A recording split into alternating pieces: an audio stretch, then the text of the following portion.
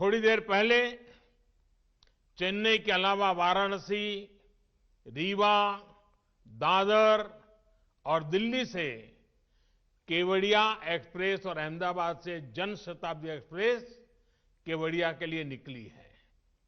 इसी तरह केवड़िया और प्रतापनगर के बीच भी मेमू सेवा शुरू हुई है।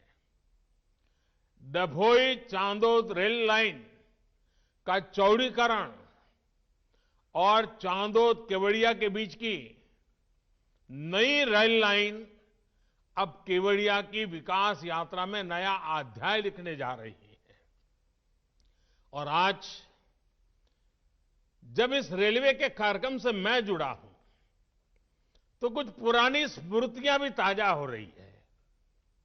बहुत कम लोगों को मालूम होगा कि बड़ौदा और डभोई के बीच में नैरोगेज रेलवे चलती थी। मुझे अक्सर उसमें यात्रा करने का अवसर रहता था। माता नर्मदा के प्रति मेरा एक जमाने में बड़ा विशेष आकर्षण रहता था। मेरा आना जाना होता था। जीवन के कुछ पल मां नर्मदा की गोद में बिताता था। और उस समय इस नैरोगेज ट्रेन से हम चलते थे। और ये नैरोगेज ट्रेन का मजा ये था कि आप उसकी स्पीड इतनी धीमी होती थी, कहीं पर भी उतर जाइए, कहीं पर भी उसमें चढ़ जाइए, बड़े आराम से। इवन कुछ पल तो आप साथ साथ चले तो ऐसा लगता है कि आपकी स्पीड ज्यादा है।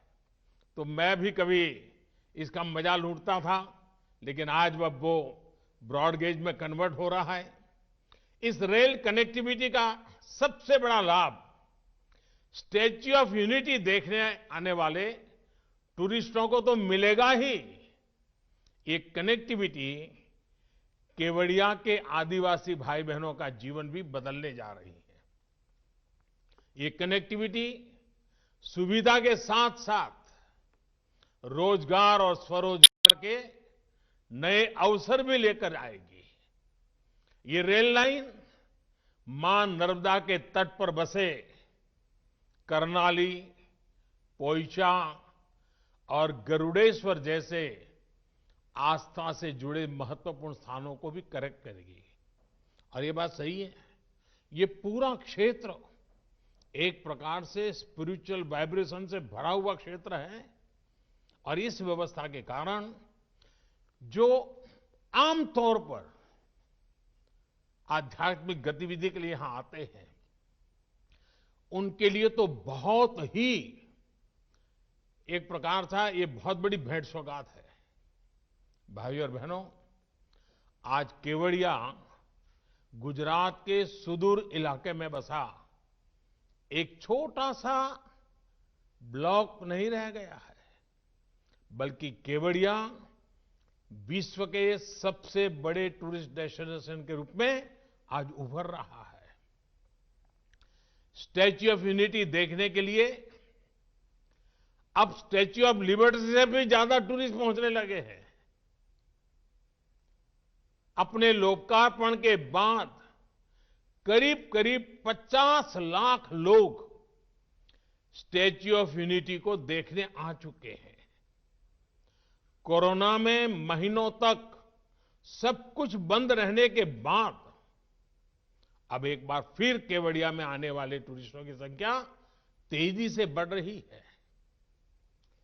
एक सर्वे में अनुमान लगाया गया है कि जैसे जैसे कनेक्टिविटी बढ़ रही है, भविष्य में हर रोज 1 लाख तक लोग केवड़िया आने लगेंगे। साथियों, छोटा सा खूबसूरत केवड़िया इस बात का बेहतरीन उदाहरण है कि कैसे प्लान तरीके से पर्यावरण की रक्षा करते हुए इकोनॉमी और इकोलॉजी दोनों का तेजी से विकास किया जा सकता है। यहां इस कार्यक्रम में उपस्थित बहुत से गणमान्य लोग शायद केवड़िया नहीं गए होंगे, लेकिन मुझे विश्वास है कि एक बार केवड़िया की विकास यात्रा देखने के बाद आपको भी अपने देश की इस शानदार जगह को देख करके गर्व होगा। साथियों, मुझे याद है जब शुरू में केवड़िया को दुनिया का बेहतरीन फैमिली टूरिस्ट डेस्टिनेशन बनाने की बात की जाती थी,